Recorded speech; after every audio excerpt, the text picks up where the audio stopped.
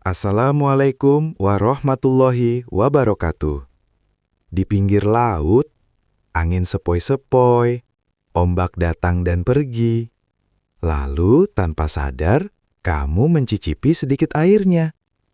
Rasanya asin banget. Tapi pernah nggak kamu benar-benar mikir, kenapa air laut itu asin? Kenapa bukan tawar koyo banyu sungai atau hujan? Padahal kalau dipikir-pikir, semua air di bumi itu sebenarnya asalnya dari tempat yang sama. Dari hujan, dari awan, dari siklus alam yang terus berputar. Tapi kok anehnya, saat air itu sampai ke laut, rasanya berubah. Bukan cuma sedikit asin, tapi benar-benar terasa kuat.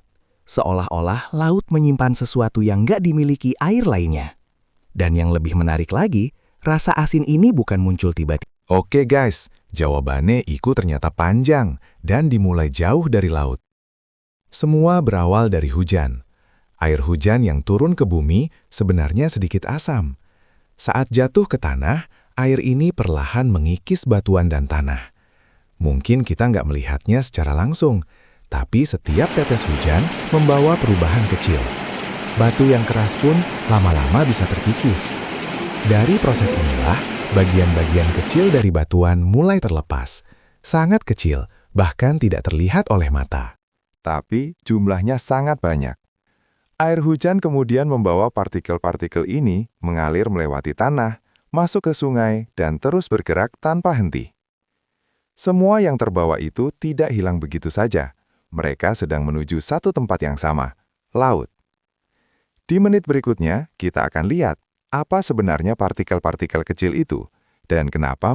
Tekan proses iki, mineral-mineral kecil seperti natrium dan klorida terlepas dari batuan. Mineral ini sangat kecil, bahkan gak kelihatan oleh mata kita. Walaupun tak terlihat, jumlahnya terus bertambah setiap kali hujan turun. Sedikit demi sedikit, tapi berlangsung terus-menerus selama waktu yang sangat lama. Air hujan kemudian membawa mineral ini ke sungai. Dari aliran kecil di pegunungan sampai sungai besar yang membelah daratan, semuanya ikut mengangkut mineral tersebut. Sungai-sungai ini seperti jalur pengiriman alami. Tanpa henti, mereka membawa muatan yang sama menuju satu tujuan. Dan yang menarik, proses ini terjadi di seluruh dunia. Dari gunung, hutan sampai kota, semuanya berkontribusi. Saat matahari menyinari permukaan laut, air perlahan menguap ke udara. Proses ini terjadi setiap hari, tanpa henti, di seluruh permukaan laut di dunia. Air yang menguap ini kemudian naik ke atmosfer, membentuk awan, dan suatu saat akan turun lagi sebagai hujan. Siklus ini terus berputar, lagi dan lagi. Tapi ada satu hal penting yang sering tidak kita sadari. Saat air laut menguap, yang naik ke udara hanyalah airnya saja. Mineral seperti garam tidak ikut menguap, mereka tetap tertinggal di laut. Artinya, setiap kali air menguap, jumlah air bisa berkurang. Tapi, jumlah garam tetap sama. Bahkan, terus bertambah karena kiriman dari sungai tidak pernah berhenti. Inilah senggawe laut semakin lama semakin asin. Di menit berikutnya, kita akan melihat gambaran sederhana yang bikin proses. Supaya luwih kamoh dipahami, bayangkan kamu punya segelas air garam.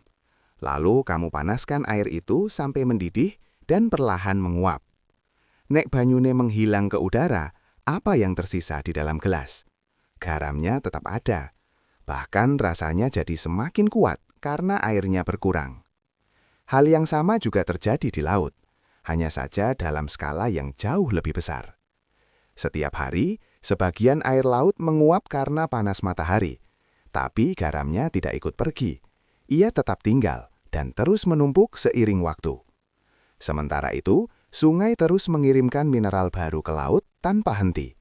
Jadi, laut itu seperti terus diisi garam, tapi airnya sebagian diambil oleh matahari. Inilah alasan kenapa rasa asin itu tidak pernah hilang. Di menit berikutnya, kita akan lihat bagaimana proses ini berlangsung terus-menerus Proses iki tidak terjadi sekali atau dua kali, tapi berlangsung terus-menerus tanpa henti. Setiap hari tidak pernah berhenti, air laut menguap ke udara. Di waktu yang sama, sungai-sungai dari seluruh dunia terus mengalir, membawa mineral baru menuju laut. Artinya, laut selalu menerima kiriman garam, tapi tidak pernah benar-benar kehilangannya. Selama jutaan tahun, siklus ini terus berulang. Sedikit demi sedikit, garam di laut semakin menumpuk. Mungkin perubahan iki dalam satu hari tidak terasa. Bahkan dalam 100 tahun pun hampir tidak terlihat. Tapi kalau dihitung dalam jutaan tahun, hasilnya luar biasa. Laut yang kita lihat sekarang adalah hasil dari proses panjang tersebut. Dan inilah alasan kenapa rasa asin air laut tetap konsisten sampai hari ini. Kalau kita bicara soal rasa asin di laut, sebenarnya itu bukan cuma satu zat saja. Laut mengandung berbagai macam mineral yang terlarut di dalam airnya. Namun, dari semua itu, ada dua yang paling dominan, natrium dan klorida. Ketika kedua unsur ini bergabung, mereka membentuk natrium klorida, atau yang kita kenal sebagai garam dapur. Inilah zat utama yang memberikan rasa asin pada air laut. Walaupun ada juga mineral lain seperti magnesium, kalsium, dan kalium, jumlahnya tidak sebanyak natrium klorida. Karena itulah, rasa yang paling kuat tetap asin, bukan rasa lainnya. Menarik, komposisi ini relatif stabil di hampir semua lautan di dunia. Jadi, dimanapun kamu mencicipi air laut, rasanya akan hampir sama. Di menit berikutnya, kita akan lihat opo ai mineral lain yang ada di laut, dan bagaimana mereka ikut membentuk karakter air laut secara keseluruhan. Kalau kita bicara soal rasa asin di laut, sebenarnya itu bukan cuma satu zat saja. Laut mengandung berbagai macam mineral yang terlarut di dalam airnya. Namun, dari semua itu, ada dua yang paling dominan, natrium dan klorida. Ketika kedua unsur ini bergabung, mereka membentuk natrium klorida, atau yang kita kenal sebagai garam dapur. Inilah zat utama yang memberikan rasa asin pada air laut. Walaupun ada juga mineral lain seperti magnesium, kalsium, dan kalium, jumlahnya tidak sebanyak natrium klorida. Karena itulah, rasa yang paling kuat tetap asin, bukan rasa lainnya. Menarik, komposisi ini relatif stabil di hampir semua lautan di dunia. Jadi, dimanapun kamu mencicipi air laut, rasanya akan hampir sama. Di menit berikutnya, kita akan lihat opo ai mineral lain yang ada di laut, dan bagaimana mereka ikut membentuk karakter air laut secara keseluruhan. Selain natrium klorida yang paling dominan, air laut juga mengandung berbagai mineral lain dalam jumlah yang lebih kecil. Oni magnesium, kalsium, kalium, bahkan jejak unsur lainnya yang ikut larut di dalam air laut. Meskipun jumlahnya tidak sebanyak garam dapur, mineral-mineral ini tetap berperan dalam membentuk karakter air laut secara keseluruhan. Mereka mempengaruhi kepadatan air, warna, bahkan kehidupan makhluk laut di dalamnya. Jadi, laute bukan hanya sekedar air asin, tapi campuran kompleks dari berbagai zat yang sudah terkumpul selama jutaan. Kabeh mineral ini terus bercampur, tersebar, dan bertahan di dalam laut tanpa mudah hilang. Iki loh yang membuat air laut memiliki sifat yang unik dibandingkan air biasa. Di menit berikutnya, kita akan melihat sumber lain yang juga ikut menyumbang mineral ke laut. Sungai-sungai di seluruh dunia terus mengalir, guys, membawa mineral-mineral tadi menuju laut. Dari aliran kecil di pegunungan hingga sungai besar yang membelah benua, semuanya berakhir di tempat yang sama. Lanjut, guys. Setiap detik, ada jutaan partikel mineral yang masuk ke laut. Jumlahnya memang kecil jika dilihat sekali waktu, tapi bayangkan jika ini terjadi terus-menerus selama jutaan tahun. Laut pun perlahan menjadi tempat penampungan raksasa. Semua yang di bawah sungai akhirnya berkumpul di sana. Tapi disinilah hal menarik terjadi. Air yang masuk ke laut tidak selalu tinggal selamanya. Ada bagian dari air laut yang terus menguap karena panas matahari. Namun, tidak semua ikut pergi.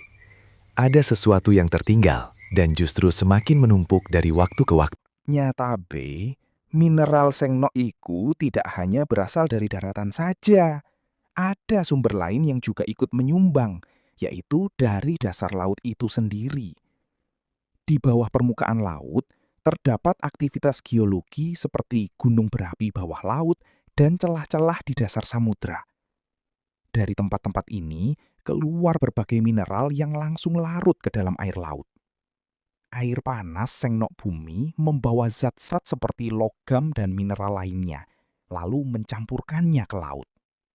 Proses iki mungkin tidak terlihat oleh kita di permukaan, tapi kontribusinya tetap nyata dan terus berlangsung. Jadi, laut menerima mineral dari dua arah sekaligus, dari daratan melalui sungai dan dari dalam bumi melalui dasar laut. Keduanya bekerja bersama selama jutaan tahun, memperkaya kan. TICO, proses-proses mineral-mineral kecil seperti natrium dan klorida terlepas dari batuan. Mineral ini sangat kecil, bahkan nggak kelihatan oleh mata kita. Walaupun tak terlihat, jumlahnya terus bertambah setiap kali hujan turun. Sedikit demi sedikit, tapi berlangsung terus-menerus selama waktu yang sangat lama. Banyu udan iki kemudian membawa mineral ini ke sungai. Dari aliran kecil di pegunungan sampai sungai besar yang membelah daratan, semuanya ikut mengangkut mineral tersebut. Sungai-sungai ini seperti jalur pengiriman alami. Tanpa henti mereka membawa muatan yang sama menuju satu tujuan. Dan yang menarik, proses ini terjadi di seluruh. Dadi, kenapa air laut itu asin? Jawabannya ternyata bukan karena satu hal sederhana, tapi hasil dari proses panjang yang terjadi selama jutaan tahun. Dimulai dari hujan yang mengikis batuan, membawa mineral ke sungai, lalu mengalirkannya ke laut. Di sisi lain, air laut terus menguap karena panas matahari.